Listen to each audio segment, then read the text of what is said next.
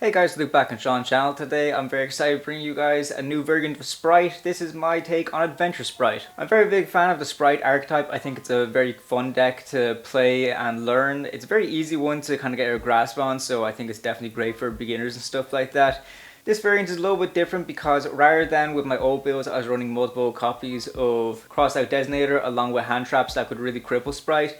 The use of Adventure Engine is a bit more freeing because you're able to get some less specific Omni Negates on the board as quickly as possible. So not only are they good for another interruption against your opponent, but also they can help you pull off all of your Spright plays. So without further ado, this is Adventure Spright. The Spright core isn't going to change much at all, to be quite honest with you, so I'll try breeze through them as quickly as possible. But for new players of this deck, I will just like to say that pretty much most of the main deck Spright monsters have the same effect. That if you control a level or a rank 2 monster, you can special summon them from your hand, which is, of course, an inherent summon. So Sprights are very good that you're able to swarm the field as quickly as possible, and they also, most of them get some effects when they're special summoned. For example, Blue, if he's special summoned, you can add one Spright monster from your deck to your hand. So he, of course, is essential to run at 3 copies. Jet, also great, so I definitely recommend you guys run this guy at 3. Again, the inherent summon effect, if you control a level or rank 2 monster, he's able to special summon himself out. And also when he is special summoned, you're able to add one Spright spell or trap from your deck to your hand. Which of course is very good because you run multiple Spright spells or traps. So you have Starter, Smashers, Gamma Burst, and Double Cross. I try to keep this as pure to Spright as I possibly can, although I do have the Adventure Engine. The Adventure Engine is more there to complement the Spright Engine, not necessarily wipe it out altogether. So 3 copies of Jet I find to be really important to run in this deck. Go into what we'll call maybe the less important pieces of the Spright monsters in the main deck. We run 2 copies of Red and 1 copy of Carrot. So these again have the same sort of inherent summon effect that all the other Spright monsters do. However, this is slightly different, that rather than controlling a level or a rank 2 monster, these can only be special summoned out if you control a level or a link 2 monster, which is just easier to bring out, to be quite honest, because you're mostly going to be using your Spright Blue and your Spright Jet to go into your first plays, which would then make you link summon, and then you can get your Spright Red or your Spright Carrot out. So Spright Red is the monster negate, that when your opponent activates a monster effect, you can quick effect, you contribute one other level, rank, or link 2 monster, negate that effect, and then if you tribute a rank or a link 2 monster to activate this effect, you can destroy that monster. Carrot is a very similar effect, however, rather than a monster negate, is a spell or a trap card negate. So these guys are very good to have on your end board. They're not necessarily combo pieces. Your main combo pieces are going to be your Jet or your Blue. But what's great about these guys is not only are they able to summon themselves out really easily, if you're able to pull off some combos and then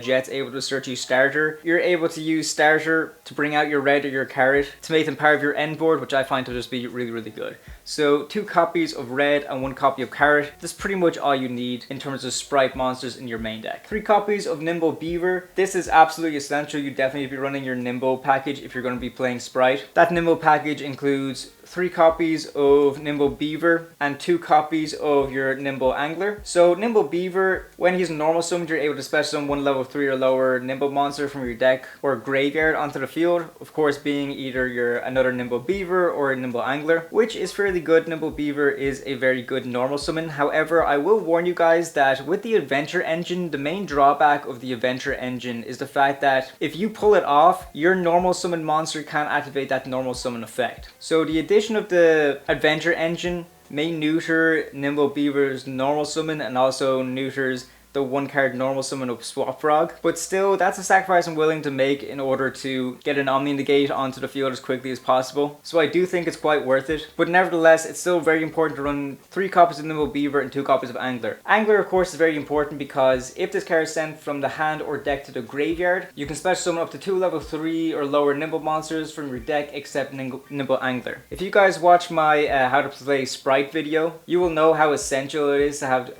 Nimble Angler to bring out 2 copies of Nimble Beaver as often as you possibly can. If you want to check out the combos, definitely check out that video. But yeah, it is definitely essential on 2 copies of Angler and 3 copies of Beaver. Next, run 2 copies of Swap Frog. I used to run 3 copies, but then I tried to cut it down just to make room for the Adventure Engine. And considering that we're running the Adventure Engine, Swap Frog isn't as good anymore because he used to be a 1 card normal summon for Toad, but since we're running the Adventure Engine alongside it, that normal summon isn't as good. But Swap Frog can still be a very essential part of your combo, especially if you're going for a Totally Awesome play, so it's definitely important to run at least 2 copies in the deck. And of course, you need to run the 1 copy of Mirror Mage of the the Ice Barrier. These are just very essential in order to go for your Totally Awesome, because you need 2 level 2 Aqua monsters in order to go to your Totally Awesome. So 2 copies of Swap Frog and 1 copy of Mirror Mage's Ice Barrier is of course essential in order to go into that. Going into the Adventure Engine now, 3 copies of Water Enchantress of the Temple. This is one way for us to get our Adventure Engine going. Water Enchantress gets us our copy of Rite of Aramesir into our hands in order to get the Adventure Engine going. Water Enchantress has the effect that if you control an Adventure token, you can special summon this card from your hand. But the main effect that we use her for is that you can banish this card from your hand or graveyard and add 1 Rite of Aramesir from your deck or graveyard to your hand, which of course is the essential piece in order to get your Adventure Engine running. Her final effect is kind of irrelevant because we don't run a field spell that mentions the Adventure token, but we mainly use her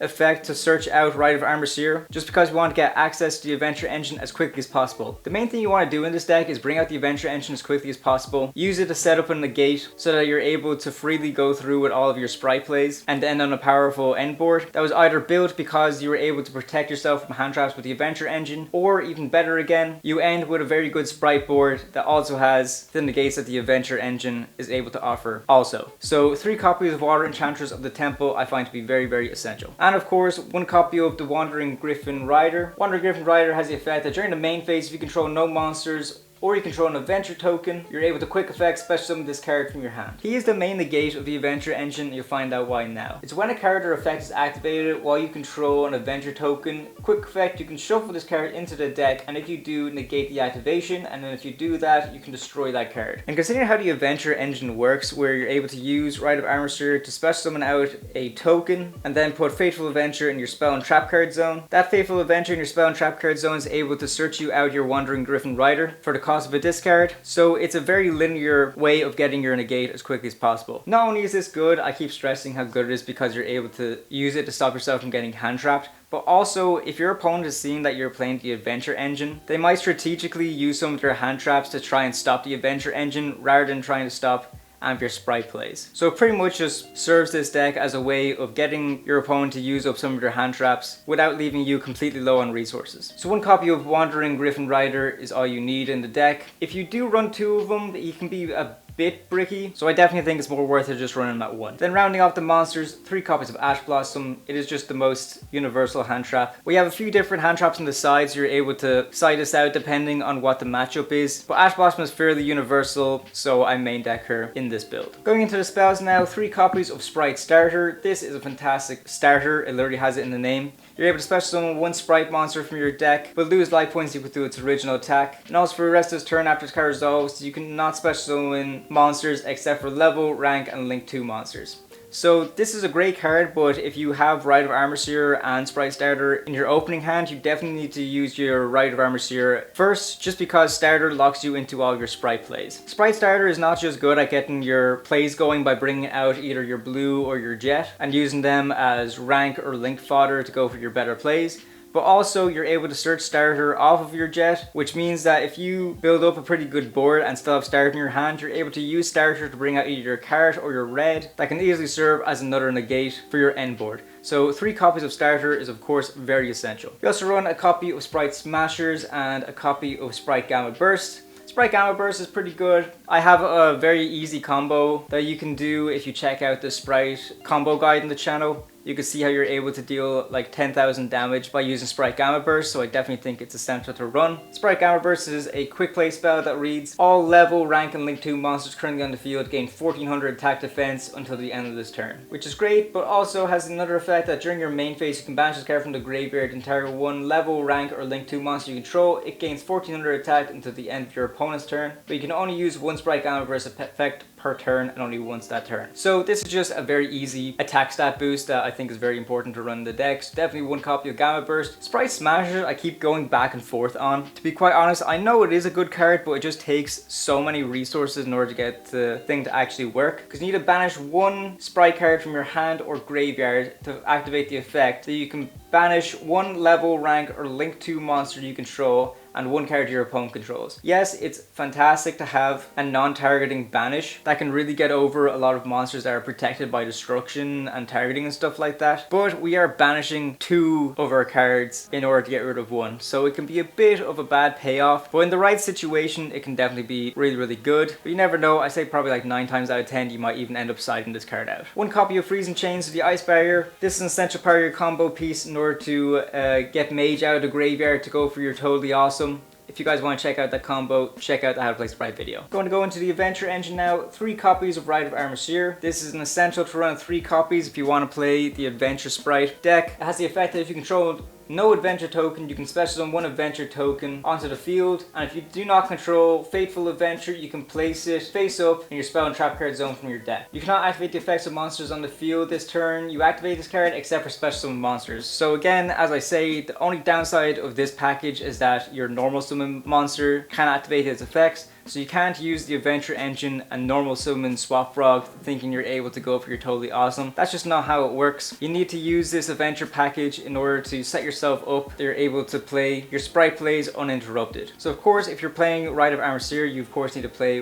1 copy of Fateful Adventure as well. I think 1 copy is more than enough. 2 is absolute overkill. Do not run 2 copies. Yes, it will be really bad if it gets banished, but I think that's just a risk you're gonna have to be willing to take. It can genuinely be such a brick if you run more than 1 copy. So during your main phase, you can add 1 monster dimensions adventure token from your deck to your hand and send 1 card from your hand to the graveyard. This, of course, Fateful Adventure is able to search your Wandering Gryphon Rider, which of course is your Omni Negate, so you guys can already see the linear line in which this package works to set up your Omni Negate as quickly as possible. But not only that, it also has the effect that if a monster is normal special summoned, you can take 1 equip spell that mentions adventure token from your deck and either add it to your hand or equip it to 1 adventure token that you control. That equip spell would of course be Dracoback the Rideable Dragon. This is the final card in the deck that's part of the adventure package. It reads that you can equip only to a monster you control, and you can only control 1 Dracoback the Rideable Dragon as well. You can only use each of the following effects of this card once per turn, and while this card is equipped to a non-effect monster, you can target 1 card your opponent controls and return it to the hand, which is a great way of getting rid of cards that can't be destroyed by card effects. By returning to the hand, it's a way of getting over some of those more annoying monsters. But not only that, if this card is sent to the graveyard, you can target 1 adventure token you control and equip this card to that target. So if you have your board open and your opponent activates something like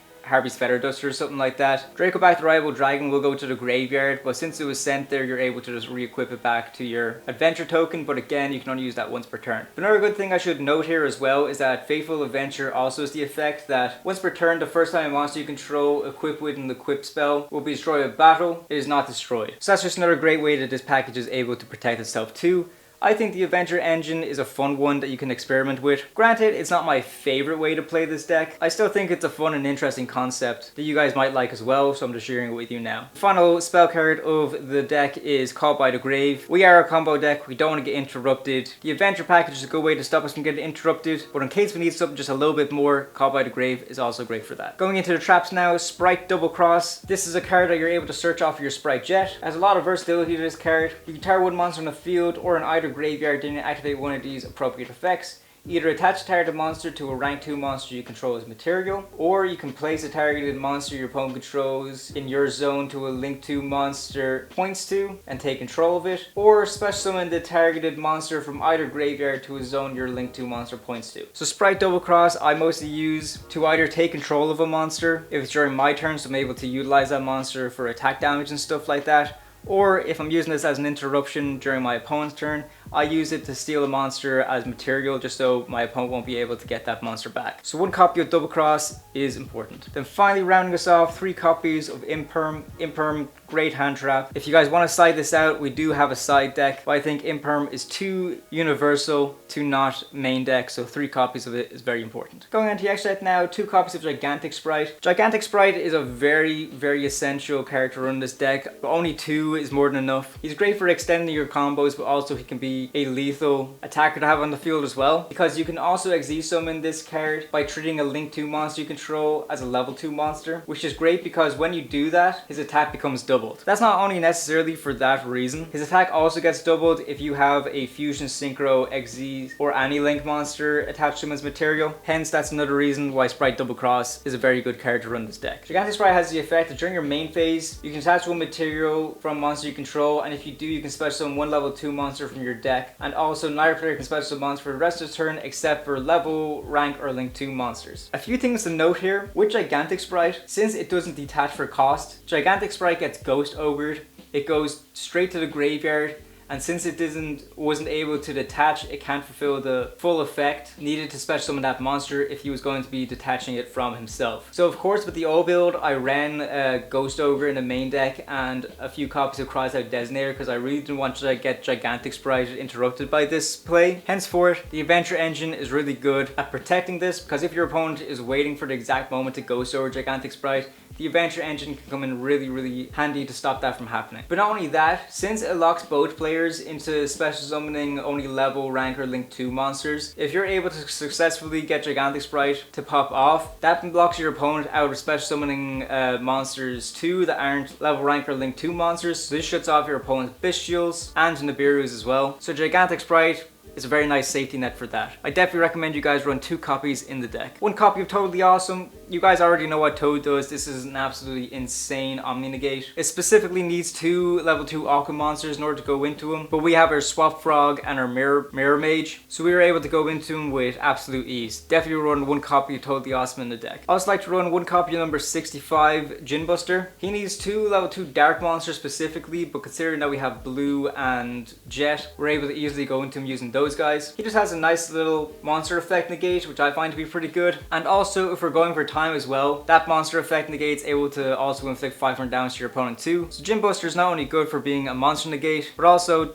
the inflicting of damage means that you're able to try and win for time too. So 1 copy of number 65 is all you need. 1 copy of Onibimaru Soul Sweeper. You use 2 plus level 2 monster to go into him, but honestly you mostly just use him for his effect that you can detach one material from this card, target 1 monster your opponent controls, and banish it into your opponent's end phase. It's just a good way of clearing up the field a little bit if we're able to go for an OTK. But also, if this card is owner's control is destroyed by an opponent's card, you can target banished monsters up to the number of materials this card have and shuffle them into the deck, which can come in quite handy. But honestly, we mostly use them for the effect that's able to banish the opponent's monster. So 1 copy is all you need. 1 copy of number 2, Ninja Shadow Mosquito. He's great because he cannot be destroyed by battle, and also you take no damage from battles involving this card, which is very important for the next monster, but I'll get into that now in 1 second. Ninja Shadow Mosquito has the effect that all monsters your opponent controls must attack if able, and when an attack is declared, you can activate one of these effects. Either 1, detach 1 material from this card, and if you do, place an hallucination counter on 1 face-up monster your opponent controls. The effects, if any, of monster hallucination counters are negated, or you can inflict damage to your opponent equal to the attack of 1 monster with an hallucination counter. This can be good at kind of like slowing down your opponent from completely OTKing you, because it's able to negate their effects and inflict damage to them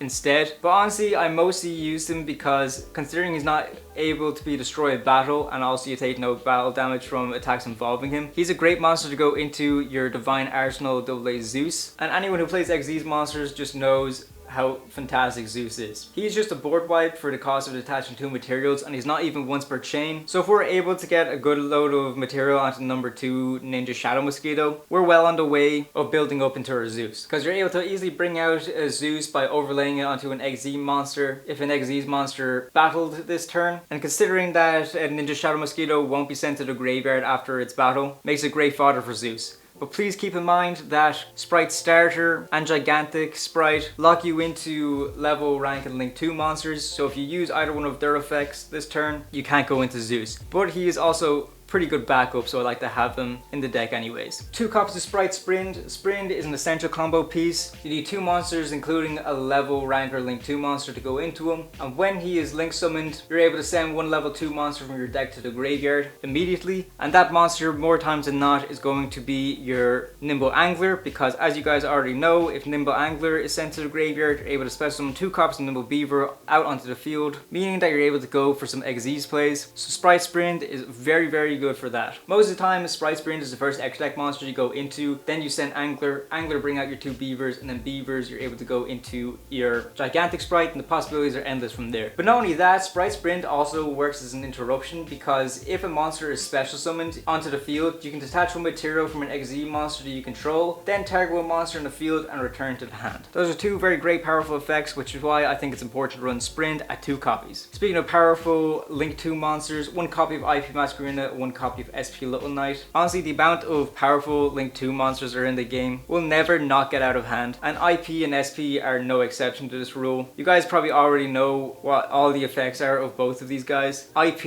if you're able to have her on the field, you can use her effect to link summon during your opponent's turn, and the usual suspect that you're going into off of IP's effect is SP Little Knight, because if you special summon SP Little Knight using an extra deck monster such as IP, you're able to banish 1 card either on the field or in the graveyard. But not only that, SP Little Knight is also great because she has the effect that when your opponent activates a card or effect, you can quick effect, target 2 face-up monsters in the field, including a monster you control, and banish them both until the end phase, which is just absolutely insane. You guys probably already know everything about these cards. I don't need to explain much more why they're so good. Final link 2 is Dharc the Dharc Charmer. We do run a lot of Dharc monsters in this deck, so it's no problem for us to go to for Dharc any stage we want to. But what I find really good about him is that we're able to use him in order to link climb into some of our other monsters that we run in this deck. So I think it's pretty essential that you run Dharc the Dharc Charmer at 1 copy in this deck. Oh, I was nearly forgetting the actual final link 2 in this deck is Knightmare Phoenix. Knightmare Phoenix is just great because when you special summon him,